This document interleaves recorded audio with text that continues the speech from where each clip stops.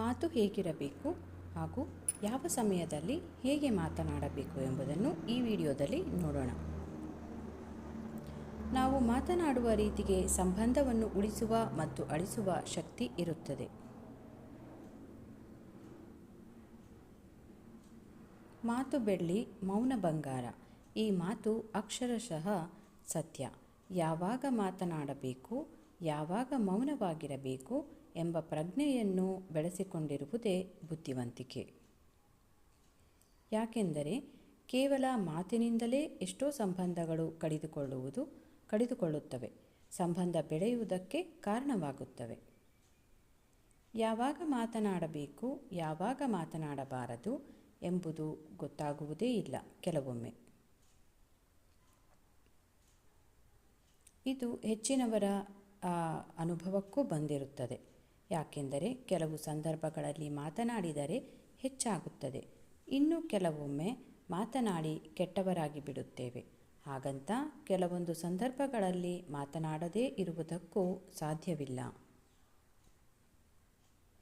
ಸ್ವಯಂ ಅರಿವು, ಗ್ರಹಿಕೆ ಮತ್ತು ಅನುಭೂತಿ ಒಂದೊಳ್ಳೆಯ ನಿರ್ಧಾರಗಳನ್ನು ಕೈಗೊಳ್ಳಲು ಇರುವ ಸೂತ್ರಗಳಾಗಿವೆ. ಯಾವುದೇ ಒಂದು ಸಂದರ್ಭದಲ್ಲಿ ನಮ್ಮ ತಕ್ಷಣದ ಪ್ರತಿಕ್ರಿಯೆ ಇಲ್ಲದಿದ್ದರೆ ಅದರಿಂದ ಒಳಿತಾಗುವುದೇ ಅಥವಾ ಅದರಿಂದ ಕೆಡುಕು ಉಂಟಾಗುವುದೋ ಎಂಬುದನ್ನು ಅರಿತುಕೊಂಡರೆ ಸಾಕು. ಸಿಟ್ಟು ಬಂದಾಗ ಮಾತನಾಡಬಾರದು, ಯಾವುದೇ ವಿಷಯಕ್ಕೂ ಪ್ರತಿಕ್ರಿಯೆ ನೀಡಲೇಬಾರದು ಎಂದು ಹೇಳುತ್ತಿರುತ್ತಾರೆ. ಅಂತಹ ಸಂದರ್ಭಗಳಲ್ಲಿ ಮಾತನಾಡಿದಾಗ ಅದು ನಮ್ಮನ್ನು ಅಹಂಕಾರಿ, ಮುಕ್ತಮನ, ಸ್ಥಿತಿ ಇಲ್ಲದವನು, ಕೆಟ್ಟ ಸ್ವಭಾವದವನು, ಹೀಗೆ ವಾದ ಮಾಡುವವನು, ನಿರ್ದಯಿ ಎಂದೆಲ್ಲ ಕರೆಸಿಕೊಳ್ಳಬೇಕಾಗುತ್ತದೆ. ಸಿಟ್ಟು ಬಂದಾಗ ಗಟ್ಟಿ ಧ್ವನಿಯಲ್ಲಿ ಮತ್ತೊಬ್ಬರ ಮೇಲೆ ರೇಗಾಡಿ ಬಿಡುತ್ತೇವೆ. ಸತ್ಯ ಏನು ಎಂಬುದು ಗೊತ್ತಿಲ್ಲದೆ ಇದ್ದಾಗ ಮಾತನಾಡದೇ ಇರುವುದು ಒಳ್ಳೆಯದು. ಕೆಲವೊಂದು ಸಂದರ್ಭಗಳಲ್ಲಿ ಘಟನೆ ಏನು ಎಂದು ನಿಜವಾಗಿಯೂ ಏನಾಗಿದೆ ಎಂಬುದು ತಿಳಿಯದೆಯೋ ಕೆಲವರು ಮಾತನಾಡಿ ಬಿಡುವುದು. ವಿನಾಕಾರಣ ಹಬ್ಬಿದ ಗಾಸಿಪ್ಗಳು ಇದಾಗಿರಬಹುದು. ಹೀಗೆ ಗೊತ್ತಿಲ್ಲದ ವಿಚಾರಗಳಿಗೆ ಪ್ರತಿಕ್ರಿಯೆ ನೀಡುವುದರಿಂದ ಅನಗತ್ಯ ಮನಸ್ತಾಪಗಳಿಗೆ ಕಾರಣವಾಗುವುದು.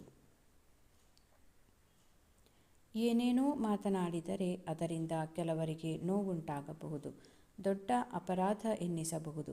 ನಮ್ಮ ಮಾತಿನಿಂದ ಆ ವ್ಯಕ್ತಿ ಬಲಹೀನನಾಗಬಹುದು, ಅಂದರೆ ಆತನ ಮನಸ್ಥಿತಿ ಕುಗ್ಗಿ ಹೋಗಬಹುದು. ಅಂತಹ ಸಂದರ್ಭದಲ್ಲಿ ಮೌನವಾಗಿರುವುದೇ ಲೇಸು. ಇತರರು ಮಾತನಾಡುವಾಗ ಮೌನವಾಗಿದ್ದುಕೊಂಡು ಮಾತು ಮುಗಿಯುವವರೆಗೆ ಕೇಳಿಸಿಕೊಳ್ಳಬೇಕು. ಎದುರಿಗಿದ್ದವರಿಗೆ ನಮ್ಮ ಮಾತಿನಿಂದ ನೋವುಂಟಾಗುತ್ತದೆ ಅಂತಾದರೆ ಮಾತನಾಡದಿರುವುದೇ ಒಳ್ಳೆಯದು. ಒಂದು ಸುಳ್ಳು ಮತ್ತೆ 1000 ಸುಳ್ಳು ಹೇಳುವಂತೆ ಮಾಡುತ್ತದೆ. ಹಾಗಾಗಿ ಯಾವುದೇ ಕಾರಣಕ್ಕೂ ಸುಳ್ಳು ಹೇಳಬೇಡಿ. ನೋಯಿಸದೇ ಇರುವುದು ಒಳಿತು. ಸತ್ಯವನ್ನೇ ಹೇಳಿದರೆ ಅದರಿಂದ ಯಾವುದೇ ಸಮಸ್ಯೆ ಉಂಟಾಗುವುದಿಲ್ಲ. ಯಾರು ಯಾವ ರೀತಿ ಮಾತನಾಡಬೇಕು, ಯಾವ ಸಂದರ್ಭದಲ್ಲಿ ಹೇಗೆ ಮಾತನಾಡಬೇಕು ಎಂಬುದರ ಅರಿವು ನಮಗೆ ಇರಬೇಕು. ನಾವು ಮಾತನಾಡುವ ರೀತಿಗೆ ಸಂಬಂಧವನ್ನು ಉಳಿಸುವ ಮತ್ತು ಅಳಿಸುವ ಶಕ್ತಿ ಎರಡೂ ಇರುತ್ತದೆ. ಹಾಗಾಗಿ ಅನುಕಂಪ, ಪ್ರೀತಿ, ಸಕಾರಾತ್ಮಕತೆ, ಇತರರನ್ನು ಪ್ರೇರೇಪಿಸುವ, ಪ್ರೋತ್ಸಾಹಿಸುವ ಮಾತುಗಳನ್ನೇ ಆಡಬೇಕು. ಇಲ್ಲವಾದರೆ ಮೌನವಾಗಿರುವುದೇ ಲೇಸು. ಪ್ಲೀಸ್ ಲೈಕ್ ಮಾಡಿ, ಶೇರ್ ಮಾಡಿ, ಸಬ್ಸ್ಕ್ರೈಬ್ ಮಾಡಿ. ಕನ್ನಡಿಗರನ್ನು ಬೆಳೆಸಿ. ಧನ್ಯವಾದಗಳು.